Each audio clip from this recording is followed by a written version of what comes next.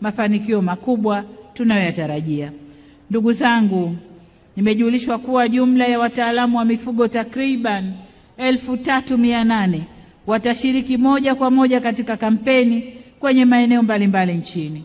Kutokana na uhaba wa maafisa ugani wa mifugo katika mamlaka za serikali za mitaa, mpango uliopo unakwenda kutoa fursa za ajira za muda mfupi 7,500 kwa vijana wetu wataalamu wa mifugo, hususan vijana waliopo nje ya mfumo wa ajira au ajira rasmi. Sasa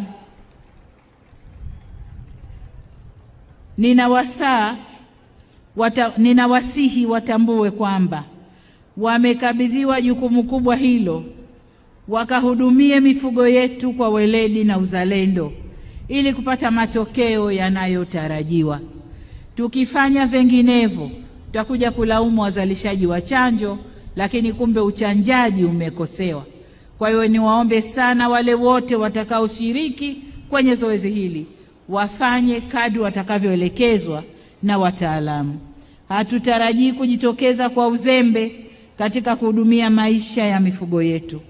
Aidha, kwa mara nyingine tena niwatake wafugaji kujitokeza kwa wingi kupeleka mifugo katika maeneo ya zoezi la chanjo na utambuzi.